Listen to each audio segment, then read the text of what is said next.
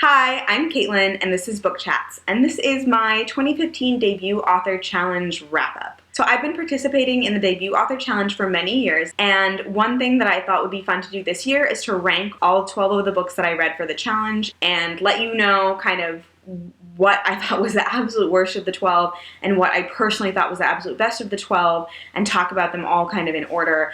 I was inspired by some of the videos that Mari from My Name is Martinez did on her channel near the end of the year. These are just the 12 books that I read for the 2015 Debut Author Challenge, 3 of which I read this month because you get an extra month to finish the challenge since some books debut in December. But I wanted to give you an idea of what I thought of them, starting with the worst of the 12 that I read. This was tricky deciding between the worst and the second worst. And I think what it came down to was personal preference. So I think these books are equally bad, but one of them made me more pissed off. This book is one of the earliest books that I read, but I still remember, I don't remember exactly all of the reasons why, but I still remember being so mad at this book and dragging myself through. One of the rules I make for myself personally for this challenge, that is not a challenge rule, it's just a Caitlin rule, is that I read from start to finish the first 12 debuts I get my hands on. In general, I start a book, I have to finish it, and then read it. So there are books that I read for the challenge that I really deplore, and this is one of them. It is A Wicked Thing by Rhiannon Thomas.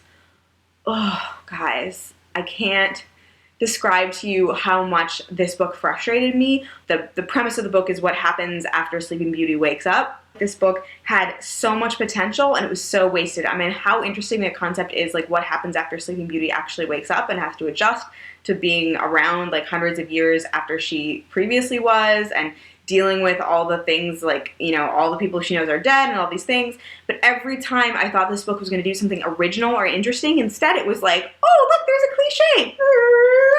Like beeline to the cliche. It was so frustrating. My biggest frustration with this book probably was that I felt like the heroine just was so wishy-washy. The protagonist was so wishy-washy, and she was like, I want to do this, I want to do this, but then like just let her life just be controlled by other people in a way that I think the author was maybe trying to make some kind of statement, but she didn't get to that statement in what I read, which was the entire first book. And it just made me not only like so not want to continue on with the series, but like frustrated every time I see the cover, because it's a beautiful cover. Every time I see the cover, I'm just like, oh, I want to punch you. The second worst book that I read, which was pretty much just as bad as Wicked Thing, but I didn't have as much personal animosity towards, was Megonia by Maria Devana Headley. This book, here's the thing.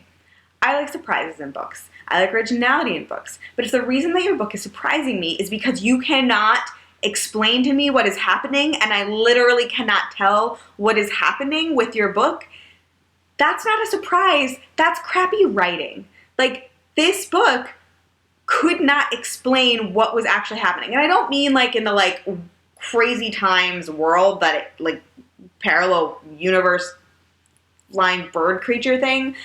I mean, there would be a scene where there was like a fight happening, or there would be a scene where there was like some kind of action event happening, and it would be described in a way, and I listened to this on audio, so I don't know if that was the problem or not, but as I was listening to it, I actually could not tell what was happening. There were 2 other problems I had with this book. I am going to borrow what Trina said about this book, which is that it was a blizzard of special snowflakes, and that was really frustrating. Like, hi, you're all special, you're all so special, and I'm sick of reading about your specialness. And on top of that, I felt like there really weren't consequences. Like, in my notes, I have consequences. Who needs consequences? Written, there were a lot of things that happened that really weren't okay, and nobody really had consequences for them. Because they're all special snowflakes, and special snowflakes don't have consequences. You might notice that some of these books are part of the series and some are not, and part of what I was doing when I was ranking them was thinking, like, will I continue on to the series? Obviously, both Megonia, which is apparently the first in the series, and A Wicked Thing, which is definitely the first in the series because nothing happened in the first book, are books that I will not be continuing on with the series. This next book is in the position it is because I also will not be continuing on with the series, so it might have similar-ish writing flaws to a couple others, but I was at least entertained enough by it to not hate it. Just wasn't so entertained by it that I want to continue on with the series. It is Red Queen by Victoria Aveyard. I did a whole video on my thoughts on Red Queen that I will link up there. Basically, to sum it up, I was really interested in it while things were happening, but between then it was really hard to keep my interest. I felt like this book was like kind of had a split personality. Like you start out reading the book and you think it's gonna go one direction, and then pretty late it switches to a different direction. And I knew that direction was coming because I read the jacket copy, but it was weird that it started making you think it was totally gonna go this way, and then it didn't. And then it just had really terrible pacing, and it was a kind of an intriguing concept for me personally, but the execution of it just wasn't very original. This next book actually had pretty good writing, but is not one that I'm interested in continuing on with the series. So I want you to know, like, it was well written. There wasn't a super big problem with the way it was written, except that you have to seriously suspend your disbelief when you're reading it. But it ranks where it does because I'm not going to continue with the series. That is The Conspiracy of Us by Maggie something. It was really fun to read. It really was. While I was reading it, I enjoyed it. You totally have to suspend your disbelief. It's one of those things where it's like, oh, there's a giant conspiracy and families control everything and all that. And teenagers have so much power. But it was fun. It really was. It had very consistent pacing. The writing was pretty good. I just didn't care enough to continue on with the series. Like, the author didn't get me invested enough in the characters or the main kind of love interesty thing that was happening to really care at this point. It's been almost a year since I read it. Maggie Hall, that's who wrote it. It's been almost a year at this point since I read it, and I honestly couldn't care less about the rest of the books in the series. This next book, the writing, actually, I had some problems with the writing, but I was interested enough in the characters that I will continue with the series. So it is The Wrath and the Dawn by Renee Ahdieh. I hope I said that right. Renee Ahdieh. I saw Renee at a panel at YALLFest, and I think she's so sweet and wonderful, and I wish that I had liked this book more.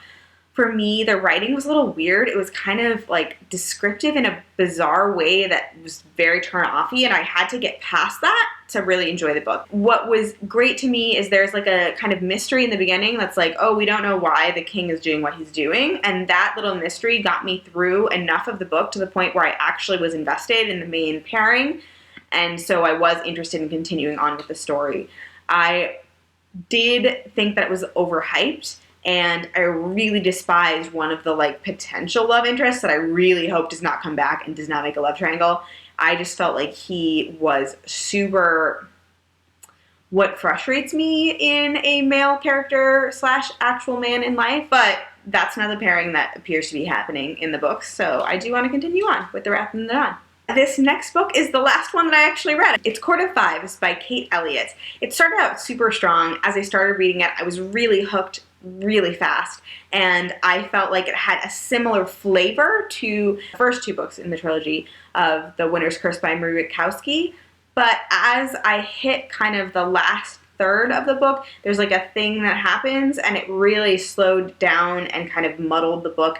And I think the real problem with it and why it's this position and not higher, this is a 3-star book, by the way, as was The Wrath and the Dawn, as was Red Queen. The 2 books prior to that were obviously 1 stars because I really despise them.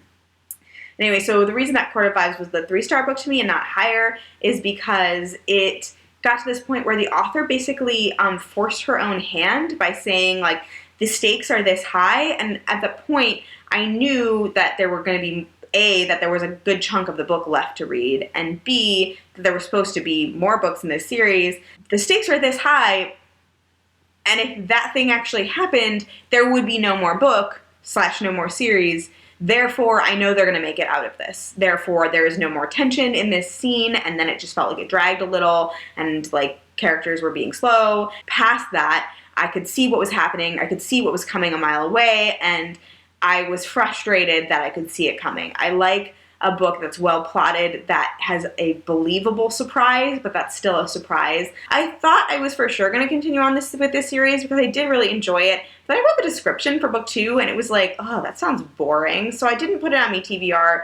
If I'm interested when it comes out next year, I'll read it, but honestly, it doesn't come out till August, and I don't know if I'll care by then, because the description was terrible. Now, actually, we're going to get on to books that I really did enjoy quite a bit, written by someone I know, and that is Truest by Jackie Lee Summers.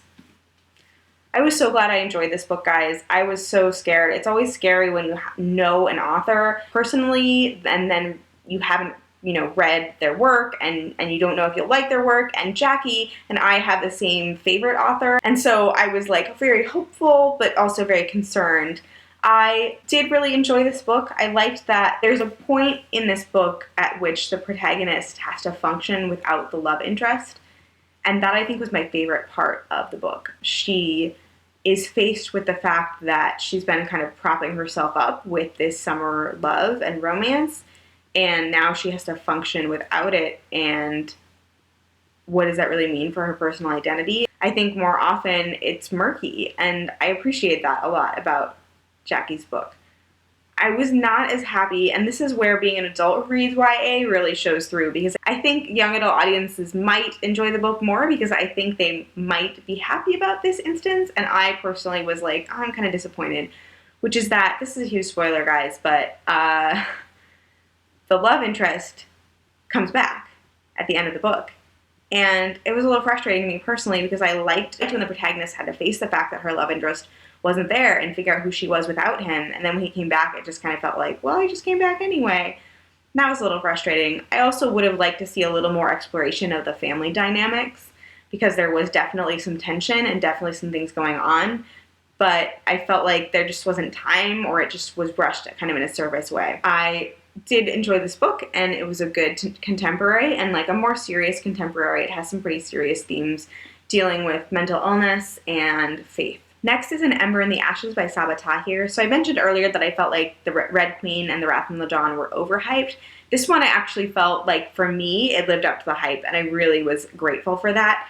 My friend recommended I read it because, of course, I love kind of mind-bendy, twisty books, and she knows that about me, and so she was like, you've got to read An Ember in the Ashes. And also she was secretly hoping that we would share the same like OTP, and we totally do, and a bunch of people don't, and I'm like, what is wrong with you? Anyway, shouldn't judge people for their poor choices about love interests. An Ember in the Ashes, what I like about this book, I felt like it was pretty original. I really enjoyed that it's pretty twisty. You don't necessarily know what's going to happen until it happens, but it makes sense based on the characterizations we've seen up to that point. I don't like that it feels so unresolved at the end. I thought it would be a kind of standalone book. It is so not a standalone, guys. It is so not. So I like the puzzles and the intrigue. I like that there were consequences to enslaving an entire nation. I'm also a little bit of a sucker for kind of like these school stories, and it's a pretty twisted, awful school, but it was really interesting having to prove themselves, having a trial, having all these crazy things happen that you don't expect to happen. The next few books, I thought about a long time which order I was going to put them in, and I really could swap them at some point. So I'm going to start with this one, which is The Sacred Lies of Minnow Bly by Stephanie Oakes. So I thought this book was poetic and beautiful. I thought that it asks hard questions and refuses to answer them, but rather asks the reader to come up with their own answers. I thought it was fascinating. I was surprised a lot by what happened and where it went, and I shove it on people whenever I think I can. This book is great. I would love to discuss it with more people. I wish more people read it so I could discuss it. It's totally beautiful, and you should definitely consider reading it if you haven't already. I really have good things to say about it, but it is a little hard to explain to people because it's kind of heavy, and it deals with kind of the side effects of your parents bringing you into a cult, and it deals kind of with the side effects of some trauma that happens to the main character, including losing her hands. It's just really good. This next book has a special place in my heart because I can't stop smiling when I think about it and reading it and how wonderful it is. And I actually do own a copy. I was given one by my book twin, Stephanie, for Christmas. She's wonderful. She gave me a copy of this, and I'm so glad she did because otherwise I was just waiting for my library to get it. I don't have the copy to show you because I lent it to my sister immediately after finishing. And that book is First and Then by Emma Mills. This is a rare book that lives up to its incredibly lofty kind of comp titles, which are Friday Night Lights meets Pride and Prejudice. I loved it. The main love interest reads Sense and Sensibility for the female protagonist. There's really fabulous friendships outside of kind of the romantic elements that are going on. There's a really nice family dynamic, and there are functional parents, yay, that are not just like out of the picture or absent or crappy or actively bad. And there were a couple things that I was like, that's kind of problematic. And then the author addresses them. It was amazing. The only kind of thing I was like not super hot on was the fact that like when you get to the end and the male protagonist explains why he was interested in the female, it was kind of like a love at first sighting sort of thing, or at least an interest at first sighting, when she really like didn't necessarily have a like him or make him like her. That feeds into kind of Pride and Prejudice as a comp title. I want to be really specific with you guys. This is not a Pride and Prejudice retelling. I do not expect it to be a Pride and Prejudice retelling. But yeah, that was the one element that I was like, I don't really buy that. All right, I happen to have copies of the last two books that the top two books that I read for my debut author challenge, and that is because I still haven't returned one to the library yet because I just read it and because I own one. So these two, again, I thought long and hard about what was second to top and what was top, and ultimately it came down to a personal preference thing. The Weight of Feathers by Anna Marie McLemore. Guys, this book has family and the power of family, both good and bad. This book is about identity and figuring out what your identity is within and without of your family. And this book has just really fabulous use of magical realism in a way that was really wonderful. And if you read The Strange and Beautiful Sorrows of Ava Lavender, I think you would also like this book because of the way that magical realism is used in it. I read this book in a day. I started reading it and I just kept reading it until I finished. It was wonderful. I can't say enough good things about it, and you should absolutely, absolutely read it. So the top debut that I read last year for my 12 debuts for the 2015 Debut Author Challenge is one that was a little melodramatic in the actual events that are happening in it, but that rang so true in its depictions of faith that it was just in a very personal way important to me. And you may have noticed the mini kind of theme in not just the debuts that I read last year, but in the books that I read last year, are books that kind of have depictions of faith. This one just is the most overtly, this specifically deals with Christianity, and it is Conviction by Kelly Lloyd Gilbert. The main character in this novel has some of the same misconceptions about kind of Christianity that I struggled with in high school, and he is in high school, and that to me was just, it hurt so much to see it, and to see, for me personally, nobody was telling me to believe the things that I was feeling. I just was feeling them. This character does have someone who's telling him, like, God is this way and God is like this and you should be afraid. And that is really painful to watch and to see the way he has internalized that. But also, there are other characters who are saying God is not like that. God is grace and God forgives. And that, was just wonderful to see those positive influences as well. It just felt incredibly authentic. There's a line in here that I think I tweeted that was like, is anything more fraught than a guy speaking one-on-one to a girl at a high school youth group? And it's like, yes, it's so funny. Like, immediately everyone stares at you. I liked the way that was handled. I happen to own this book. I bought it from the library, and I was so glad that I owned it because I just, like, 10, 20 pages in, started just underlining things that I thought were just beautiful. I can't explain how much I loved this book, but it was beautiful and wonderful. And even though it has a kind of pet peeve of mine, which is that it uses the justice system really, really wrong, like, sorry, where's the deposition? Is there no deposition? What is happening? Even though that was going on, no deposition for drama, I still loved it so, so much. I loved how it had very realistic depictions of faith and of doubts and of misconceptions. It had very complicated family dynamics, but that felt very real, and in a way that was like, what is a good or a bad family is more complicated than we realize, and is certainly more complicated than you can see from the outside. And then it was just so personally spoke to me because this main character struggles with kind of perceiving himself as not good enough for God to love, when really he should recognize that God is grace and that God's grace is sufficient. So those are all 12 of the books that I read for the 2015 Debut Author Challenge. I'm going to be starting the the 2016 debut author challenge shortly. I have a book on hold for my library to read for January. I'm really excited. If you are participating as well, say hi down below. Let me know you're participating. What are you reading for January? Thank you so much for watching. Sorry this video is so long. I will talk to you later. And I'm going to be really honest with you guys, I am totally on the Elias and Helene bandwagon. I think they are destined for each other. I will be really pissed off if he ends up with someone else, who I will not name, because I just don't think that they should be together. It just doesn't work, guys. It doesn't. No, no, no. She can be with that other dude. I care about her. I do. I care about her being with another man, because she can't have Elias. Because she really shouldn't. And she doesn't really care about him anyway. Just because he's hot. Whatever. Hotness doesn't matter. With that very adult and very well-reasoned explanation, I will move on. I was like, hey, I'm here for Christmas. You should read this book too. I know you don't have any time to read because you have young children, but, you know, return it to me sometime before I die. I think the way you know you love someone is how badly you take it when they're suffering, and it guts me to think what he's going through alone, to think of him powerless and lonely and afraid.